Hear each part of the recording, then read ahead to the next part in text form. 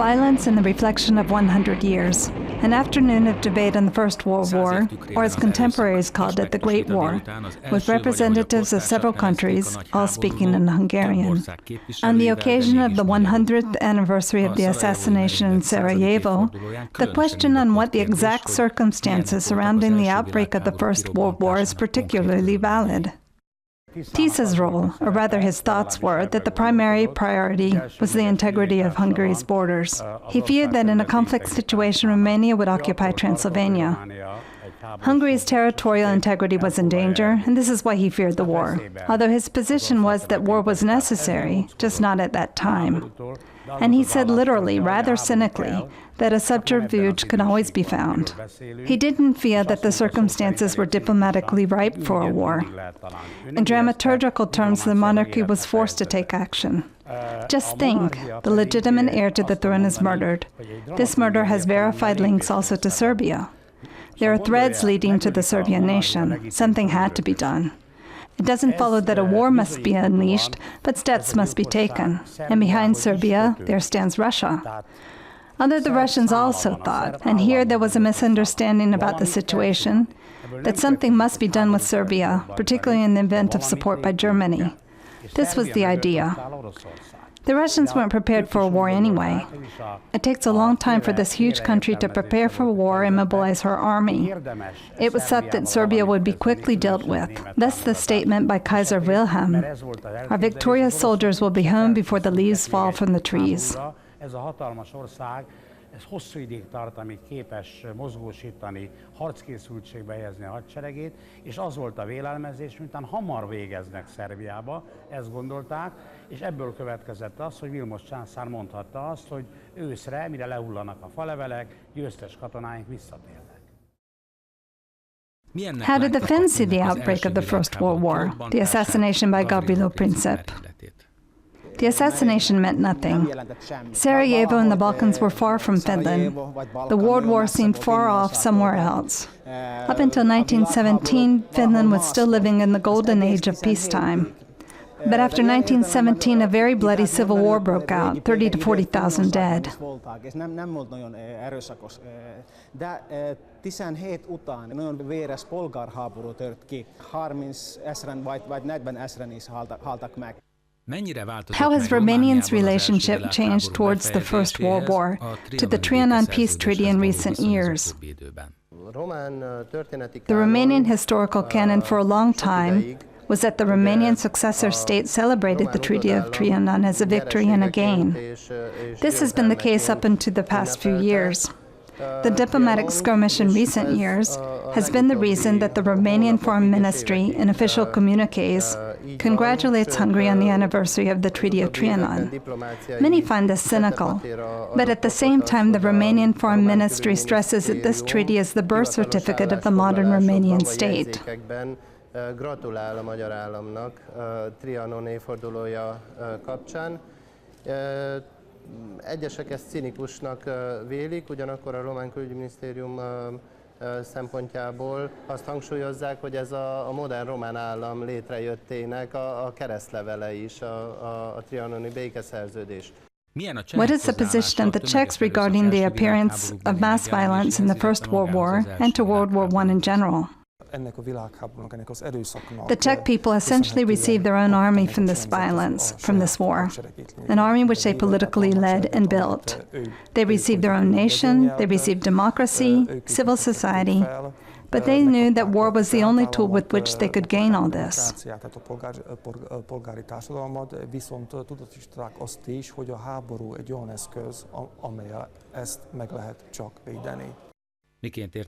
How did the Romanians see Gavrilo Princip, from whose act of assassination and the ensuing war gained more than they could have imagined? Romanians took note of the assassination committed by Gavrilo Princip as a fact, but they didn't attribute much importance to the event.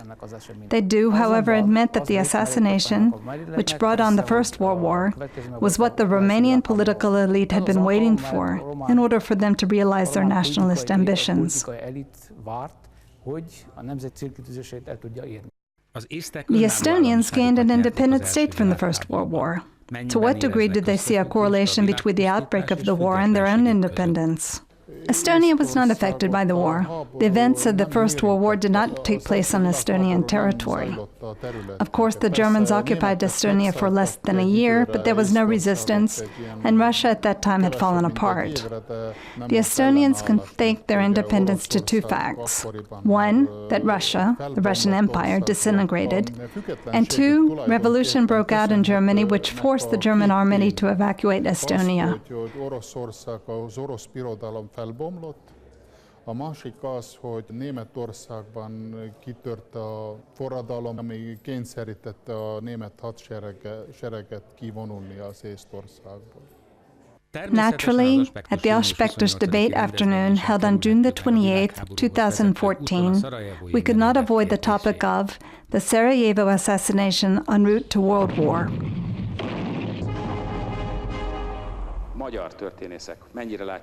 How do Hungarian historians see this question differently? This assassination by Gavrilo Princip. What can we add to the subject? Nothing new has come out regarding the assassination, since the event itself occurred in the following court proceedings.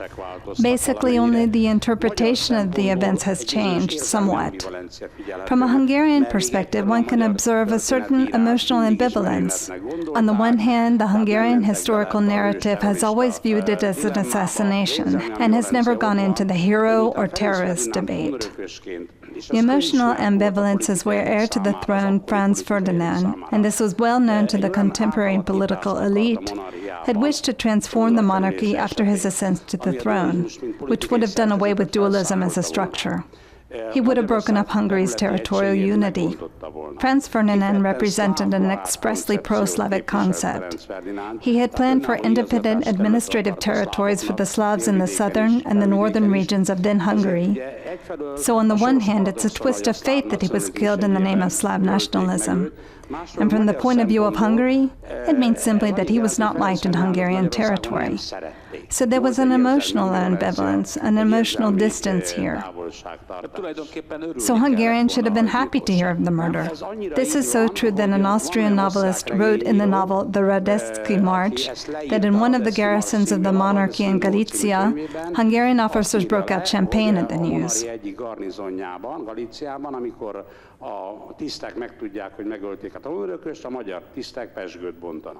And by comparison, my grandfather, when he was 17 years old, lied that he was 18 in order to join the army to fight on the Russian front. And he was happy to do it, and this was typical of Hungarian public opinion, and elsewhere as well. Yes, not only in Hungary. I wanted to add this, although this is not related to the assassination, but to the war. It remains a mystery to me to this day that everyone all over Europe went crazy. Not only Hungarians went exuberantly to war, this was true of all nations. And while no one could say why there would be a war engulfing all of Europe and spreading to other continents, as they called it at the time the Great War, what we now call the First World War, I can say that in a metaphorical way, Europe was intoxicated. If one had asked the leadership of the monarchy what they wished to accomplish with this war, they would have said to regulate Serbia, which is not enough for a European war. The Germans, and Sebastian Hefner writes of this, could not even say what their military objectives were, other than to occupy Belgium. The Russians could not say either what they wanted. So we had a situation where everyone was enthusiastic, they lost all ability to reason from this nationalism, and this happened all at once. I believe human stupidity is a molder of history. The outcome here was that the monarchy was forced to respond to an assassination, and from this came a world war, and no one thought that this would last for 4 years with the death toll of several million. They thought what Kaiser Wilhelm had said. Our victorious soldiers will be home before the leaves have fallen from the trees. It didn't happen this way. Hogy az emberi butasság az történelemformáló tényező. Ennek az lett a következménye, hogy egy merényletből, ami egy dramaturgiai kényszer volt egy államnak, nevezetesen a monarchiának, hogy valamit válaszolni kell rá, gyakorlatilag egy világháború jött létre, amiről senki nem gondolta, hogy 4 évig fog tartani, több millió ember fog benne elpusztulni, hanem azt gondolták, amit Vilmos Sándor meg is fogalmazott, hogy mire lehullanak a falevelek, győztes katonáink visszatérnek. Nem így történt. If we come back to the assassination, to the war, I think our Baltic colleagues may view the matter differently. kollégáink azok, akik ezt lehet, hogy másként látják. Estonian historians don't particularly address the assassination by Gavrilo Princip. Nearly 100,000 Estonians were drafted when the First World War began. At that time, the entire population of Estonia was approximately 1 million. The military training they received strengthened the nationalist sentiments in the Estonian soldiers and made them think of establishing their own country.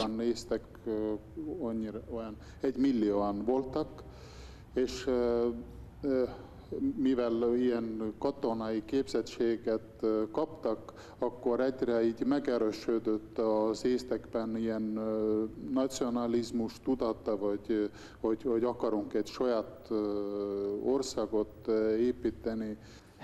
How does Heino Nissusen see this question? Because outside of Poland, the other area of conflict within the Russian Empire was Finland, and they were let go almost immediately. One could say that the First World War was a good thing for Finland. Good or bad, that is a difficult question. The price was great. A civil war broke out in Finland between the Reds and the Whites. It's hard to say whether this should be celebrated or not. Nekem nagyon nehéz kérdés azt mondani, hogy lehetne ünnepli vagy nem. I think that for the Slovaks, their view of the assassination and the relationship to Gavrilo Princip is particularly interesting. It basically doesn't exist. It's different from the Czechs. What can Attila Simon tell us about this? Very little of your question is what relationship the Slovaks have towards Gavrilo Princip. As you said, there is none. For the Slovaks, the First World War means nothing. The topic is scarcely addressed in public education. For Slovaks, the First World War begins at the end of 1918 when Czechoslovakia is formed. For them, that means that they were finally able to be free from the 1,000 years of Hungarian enslavement. And a nation is formed where there was greater freedom for them to develop as a people than before. So the Slovak historical narrative doesn't really address the First World War, which is understandable. When a nation wishes to identify with a particular historical course of events, then the points of connect where there are special interests must be found, and there were none for Slovaks in this war due to their position within the Hungarian state system. Or it is necessary that there be heroes, either positive, negative, or tragic, with which public opinion can identify. And there is not one single Slovak person known for any outstanding feat in the First World War, say a famous politician or military leader. The First World War means for them, which was quickly recognized by Slovak political leaders in 1914, that a new opportunity had opened for the settlement of the Slovak question. Naturally, at that time, they thought this would be within the framework of the Hungarian nation, or on a greater scale within the framework of the monarchy.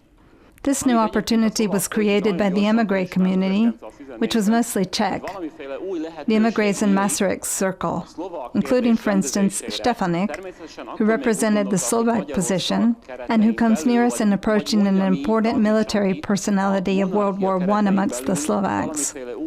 He was an aviation officer with French nationality holding high military office, who actually took part in the war, and his task within the émigré community was to organize the Czechoslovak regions, which were to assist the Czechoslovak émigré community in being recognized by the Entente as an ally, and so as victors in the event of victory, and as such, they would receive their share. És magas katonai rangot szerzett, és ő ténylegesen harcolt is, és az ő feladata az volt egyébként a csehszlovák emigrációban, hogy szervezze meg azokat a bizonyos katonai légiókat, csehszlovák légiókat, amelyek majd hozzásegítik a csehszlovák emigrációt ahhoz, hogy az Entente őket szövetségesként ismeri el, és egy esetleges győzelem során tulajdonképpen szövetségesként, győztesként megkapják a részüket. I think the Czechs react totally differently to the situation. It's as if they celebrate Gavrilo Princip almost as intensively as the Serbs do. I don't agree. I don't think June 28th means anything at all for the Czechs. There were scarcely any events or memorials commemorating June 28th this year. I've been to many conferences related to World War I, but only in Hungary and abroad. The year of 1918 is the most important for the Czechs, and it is not often mentioned that it was the Austrians who were the first to leave the monarchy. Already on the 21st, they met in the National Assembly, and by the time Czechoslovakia declared its independence on the 28th, the monarchy essentially did not exist. És amikor már 28-án a csehek kiáltják az önálló államot, hát lényegében véve már monarchia nem is létezett, mert 21-től már nincs birodalmi gyűlés. But today, the official Czech position traces back the birth of the country to the First World War, no? Keletkezés történetét a világháborúból vezeti le, igaz? I don't think so. The Czech people were not then as militarized, even today. This is a Czech national characteristic. They didn't really speak of the war. Certainly, Masaryk as a philosopher began to consider the war only after 1914, and the discourse changed to the point where the war and violence achieved legitimacy, when they said that with war and violence they will be able to further the national development. The Czechs didn't win their independence with war, but with diplomacy in Paris, Washington, and London. Kap egy legitim jelleget, amikor arra utalnak, hogy igenis az erőszakkal, a háborúval tovább és előre lehet vinni a nemzet fejlődését. Nem háborúban vívták ki az önálló Csehszlovákiát, hanem diplomácia területén, tehát Párizsban, Washingtonban, meg Londonban. The Romanian position is interesting, unlike the Serbs who treat this terrorist as a hero. The Romanian historical narrative, of course, addresses the assassination committed by Gavrilo Princip, but they don't attribute much importance to it. It was registered as an event by means of which Romania was able to realize her national aims. Romania decided to enter the war in 1916. In recent years, certain critical views have been expressed, according to which Romania's entrance into the war was governed more by emotions than by judgment, and the consequences to this became quickly clear, particularly in 1916.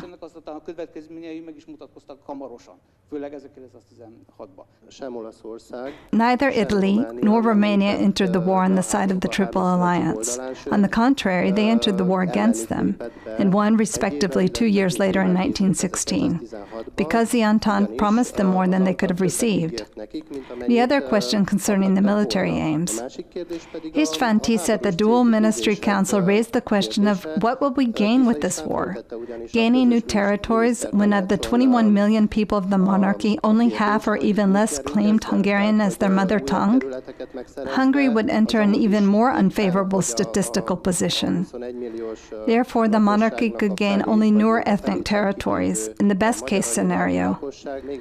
In the one short month, from the assassination to the sending of the ultimatum, until the outbreak of the war, Prime Minister István Tisza opposed the war until the very end. Nor did he separate this from the nationality issue. In the preceding decades, and following the turn of the century, he had met with the elite from Transylvania and the Banat on several occasions, and paradoxically, they had not asked for succession, but instead for the rounding off of county borders, and basically what Hungarian minorities across borders are requesting today, territorial, or at least cultural, linguistic, and educational autonomy, which, by the way, the churches had had in accordance to the 1868 laws on nationalities, but by then that was no longer enough for them. És gyakorlatilag ugyanazt kérték, mint most a határon túli kisebbségi, jelen esetben magyar közösségek területi, vagy legalább kulturális, anyanyelvi oktatási autonómiát, amivel egyébként egyházaik rendelkeztek az 1868-as nemzetiségi törvénynek köszönhetően, de ez már akkor nem volt elég nekik. The German army was deep into Russian territory. Russia was a loser in this war. This is clearly demonstrated by the 1918 Brest-Litovsk peace treaty, which was a very humiliating peace treaty for the Russian, by then Bolshevik government. The outcome, and this is the dilemma of the national historical narrative in a given case, say that of the Baltic states and of the Finns, and it has come out in our debate here, that there is no awareness of the fact that without the defeat of Russia, they would not have gained their independence. Kellő mértékben az derült ki az elhangzottakból, hogy orosz veresség nélkül nincs balti függetlenség. Lenin guaranteed independence to the Finns.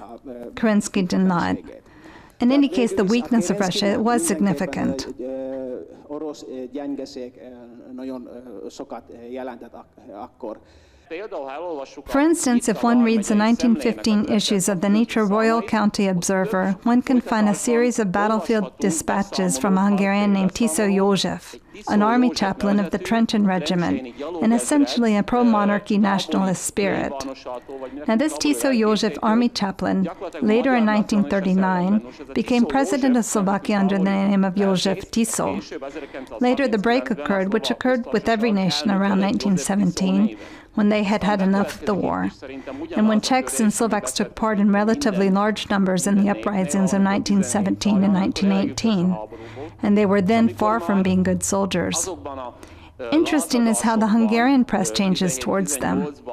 When in 1917 the Czechoslovak, or rather Czech plans, are made public in the press, that a Czech nation needs to be formed, with the so-called Czechoslovak peoples, as they called the peoples living in the northern territory of historical Hungary. In the Hungarian press, these pan-Slav Slovak agitators immediately become Slovak politicians who are now seen as a nation. Formerly, they were called the Tóth people, not a nation. Now the aim was to let them feel they are a separate people, not a common one with the Czechs. So the position of the Slovaks changes towards the war, and the position of the official Hungarian political leadership and the press towards the Slovaks also changes. Tóth nép, tehát nem is nevezték meg őket nemzetként. Ott már egy kicsit segíteni akarják őket, hogy érezzék őket magukat külön nemzetnek, ne a csehekkel közösnek. Tehát megváltozik a szlovákok hozzáállása is a háborúhoz, és megváltozik az is, ahogy tulajdonképpen a hivatalos magyar politika vagy a sajtó néz őket. Megjegyzem, nem állt. I would comment that Tiso did not oppose the war up to the end. It is known that in 1914, until the 15th of July, he opposed the war. But when he got the guarantee from the Germans and the pledge by the Romanians to remain neutral, he said, let's begin. And from that point on was consistent only in saying that the monarchy should not want to gain Serbian territory. The Brusilov offensive lasted from the beginning of June to September 1916 and ended with a death toll of at least 2 million, by some accounts 3 million. Minimum 2, de bizonyos számítások szerint 3 millió halottal járt. When you say such numbers, it's terrible to hear them, but one must agree that in order to wage war, one must first have the war in one's mind as well. Egyet kell értenünk, hogy azért, hogy tudjunk háborút csinálni, akkor kell, hogy először háború legyen a fejünkben. I checked several light sources on the death toll of the First World War, and Wikipedia and other sources as well. Hungarian sources put the death count at 19 million, Finnish sources at only 16 million. I don't know how significant this is from this viewpoint. The Brusilov offensive was 1.6 million. In any event, it seems to be more than on the Western Front.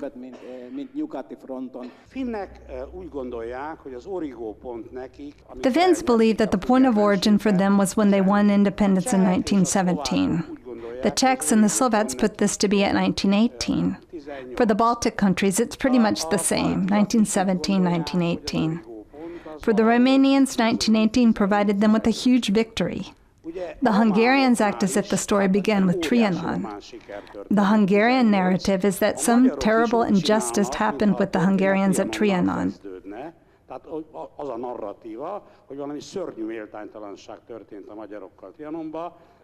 A terrible injustice happened. Yes, this is true, but as I remarked in the introduction, historical Hungary could exist only because there was an agreement with the Habsburgs, which we called the Compromise. And when there are no Habsburgs, and the empire ceases to exist, from that point on, historical Hungary is questionable. We know that in 1918, a series of national councils are formed, such as in the case of Czechoslovakia, which declared its independence. What did the Hungarians think? That there would not be such a thing on the territory of the Czechoslovak nation as long as it was part of the Hungarian nation? The Transylvanian Romanians declared their secession from Hungary in 1918. The Treaty of Trianon, although very unfairly, sanctified something that had already occurred. But Hungarians believe that their defining point is not even 1918, but Trianon. So I wish to say, and it seems to be a common point among us, that we also have an amnesia culture. not only a culture of remembrance, but one of amnesia as well. We always wish to remember only either what was painful, such as Trianon, or what was successful, such as 1917 or 1918, as in the case of the Finns or in the case of Romania.